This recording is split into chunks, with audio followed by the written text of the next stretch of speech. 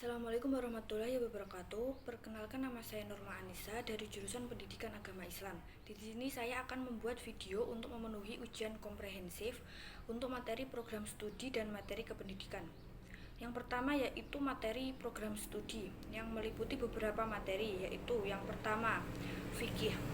Nah, ilmu fikih itu adalah ilmu yang membahas tentang hukum-hukum syariat Islam yang praktis yang diperoleh dari dalil yang terperinci dan mengatur berbagai aspek dalam kehidupan manusia.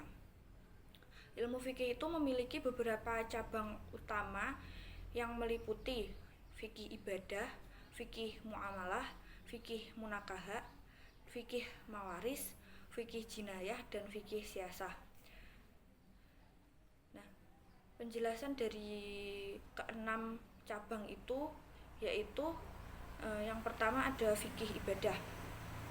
Pada cabang ini membahas hukum-hukum yang mengatur hubungan seseorang hamba dengan Allah Subhanahu wa taala, seperti sholat, puasa, zakat, dan haji. Yang kedua ada fikih muamalah. Pada cabang ini membahas hukum-hukum yang mengatur hubungan antara sesama manusia dalam berbagai transaksi dan kegiatan ekonomi seperti jual beli, sewa menyewa, dan pinjam meminjam. Yang ketiga yaitu adalah fikih munakahat. Pada cabang ini itu membahas hukum-hukum yang berkaitan dengan pernikahan seperti syarat-syarat pernikahan, rukun nikah, talak, dan idah. Yang keempat ada fikih mawaris. Pada cabang ini itu lebih membahas tentang hukum-hukum yang mengatur tentang pembagian harta warisan, yang termasuk siapa saja yang berhak mendapatkan warisan dan bagaimana cara pembagiannya. Yang kelima ada fikih jinayah. Fikih jinayah ini membahas hukum-hukum yang berkaitan dengan tindak pidana dan hukuman, seperti hukuman bagi seseorang yang membunuh orang lain, hukuman bagi seseorang yang mencuri, dan juga hukuman bagi seseorang yang melakukan zina. Yang keenam yaitu fikih siasah. Pada cabang ini itu membahas hukum yang mengatur tentang pemerintahan, politik, dan hukum pidana dalam konteks negara. Yang materi yang kedua Al-Quran Hadis. Al-Quran dan Hadis itu adalah dua sumber utama ajaran agama Islam. Yang pertama Al-Quran. Al-Quran itu adalah kitab suci yang berisi wahyu Allah yang diturunkan kepada Nabi Muhammad melalui malaikat Jibril. Al-Quran itu memiliki banyak nama lain dalam Al-Quran itu sendiri dan beberapa dalam tradisi Islam. Yang beberapa nama lain yang sering disebutkan itu diantaranya yaitu yang pertama Alkitab atau kitab, Al-Huda yang berarti petunjuk, Al-Furqan yang berarti pembeda, dan Ar-Rahmah yang berarti rahmat. Sedangkan hadis itu adalah riwayat tentang perkataan, perbuatan, dan persetujuan Nabi Muhammad yang menjadi penjelas dan pelengkap ajaran Al-Quran. Jenis-jenis hadis itu dibagi menjadi 3. Yang pertama berdasarkan kuantitasnya, yaitu hadis mutawatir dan hadis ahad. Yang kedua ada berdasarkan kualitasnya, yaitu hadis makbul dan hadis mardud. Yang ketiga berdasarkan kualitas rawinya, yaitu hadis marfu, hadis maquf, dan hadis maqtu. Materi selanjutnya yaitu akidah akhlak. Yang pertama pengertian akidah.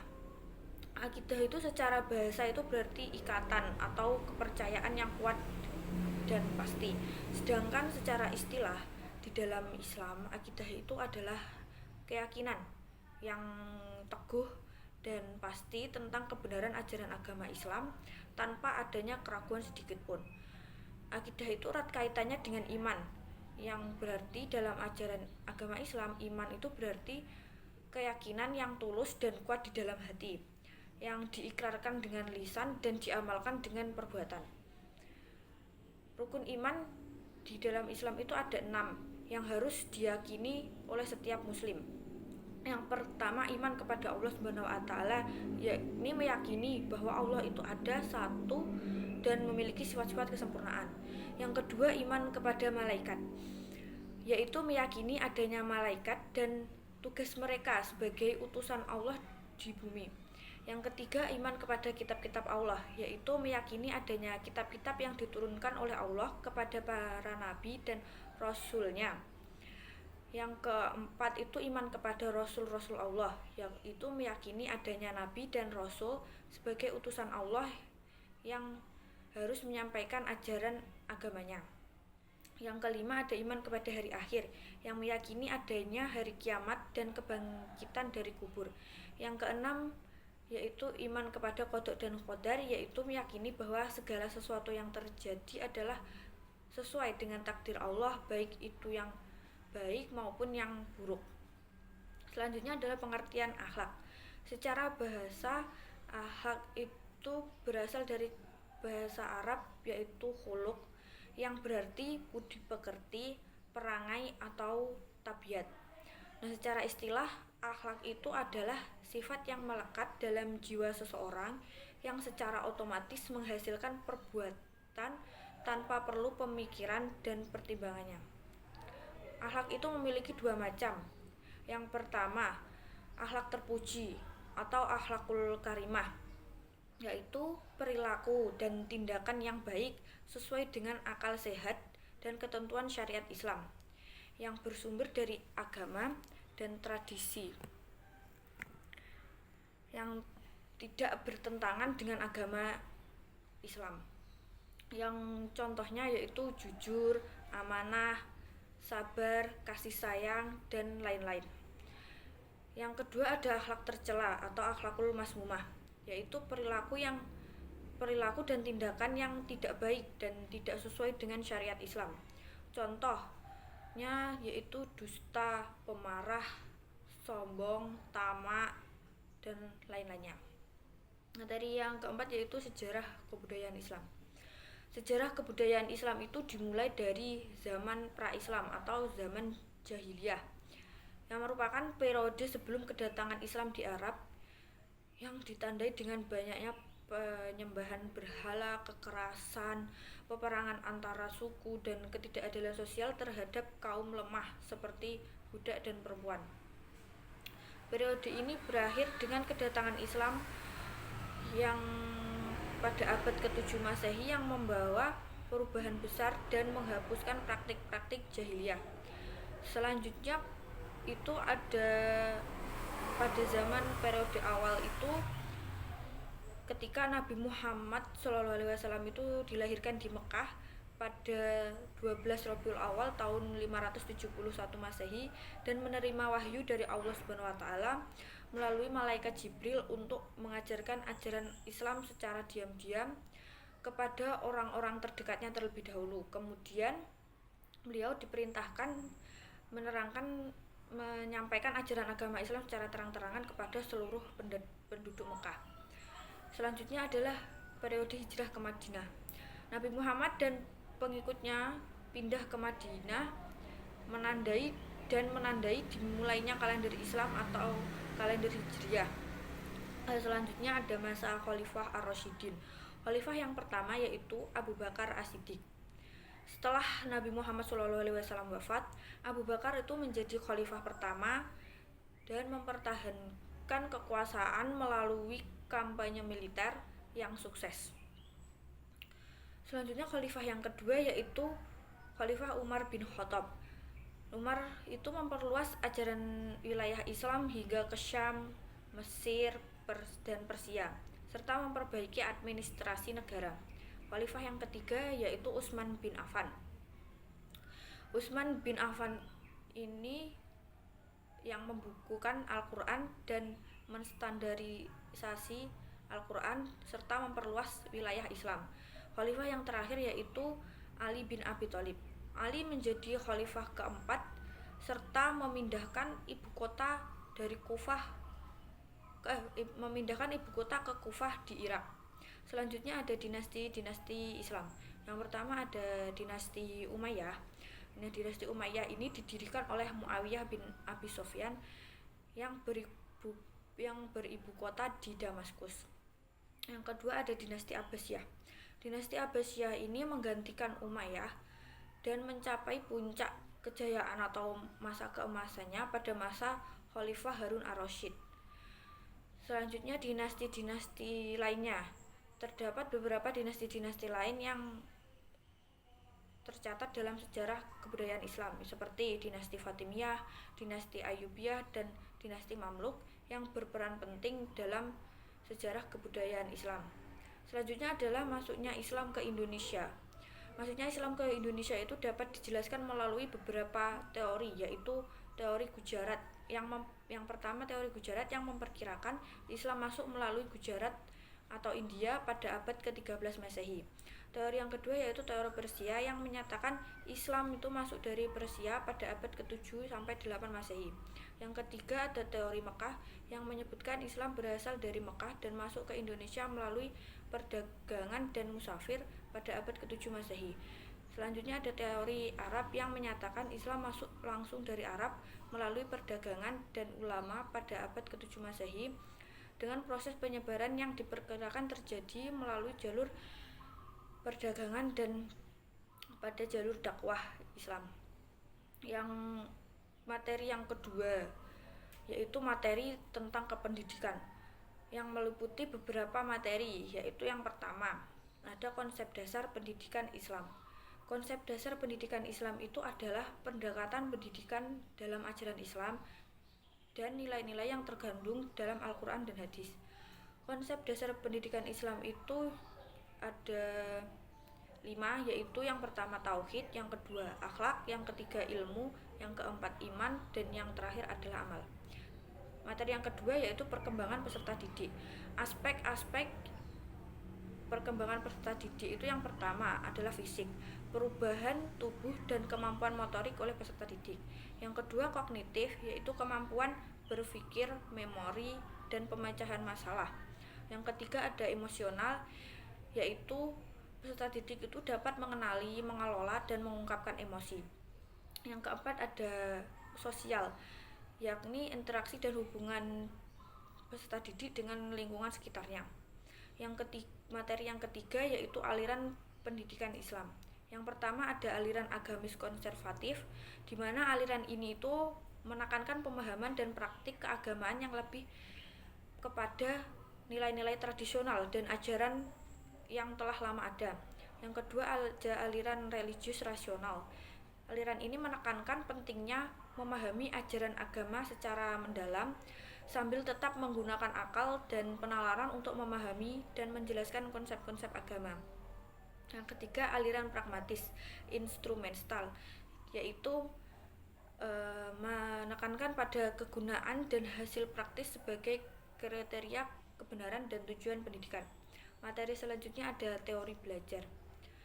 Teori belajar itu ada 4, yaitu yang pertama ada behavioristik.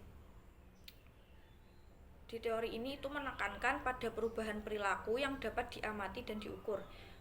Yang kedua ada kognitivisme yang menekankan pada apa yang ada di dalam pikiran individu seperti persepsi, perhatian, dan memori. Yang ketiga konstruktivisme, yaitu menekankan melalui pengalaman dan interaksi yang berlangsung. Yang selanjutnya ada humanisme yang menekankan pada potensi, motivasi, dan kesadaran diri.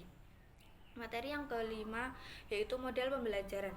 Model pembelajaran yang pertama yaitu model pembelajaran langsung atau direct instruction yang berfokus pada guru dalam menyampaikan informasi dan keterampilan secara terstruktur dan sistematis. Yang kedua adalah model pembelajaran berbasis masalah atau problem based learning, yaitu menempatkan siswa untuk memecahkan masalah nyata yang relevan dengan materi yang sedang dipelajari. Yang ketiga ada model pembelajaran berbasis proyek atau project based learning, yaitu di mana siswa itu akan diberikan kesempatan untuk terlibat secara aktif dalam proses belajar melalui proyek yang relevan dengan dunia nyata. Yang keempat ada model pembelajaran kooperatif atau cooperative learning, yaitu menggunakan kelompok kecil untuk meningkatkan belajar siswa dan juga membantu siswa lainnya dalam kelompok tersebut. Materi yang keenam yaitu filsafat pendidikan Islam. Filsafat pendidikan Islam adalah studi tentang pemikiran atau pandangan filosofis yang berlandaskan ajaran Islam tentang pendidikan dengan menggunakan menggunakan Al-Quran dan hadis sebagai dasar dari pemikiran tersebut. Selanjutnya ada penyusunan RPP atau rencana pelaksanaan pembelajaran. Ada beberapa tahapan yang dilaksanakan untuk menyusunan RPP. Yang pertama ada identitas mata pelajaran yang meliputi nama sekolah, mata pelajaran, kelas atau semester, dan alokasi waktu.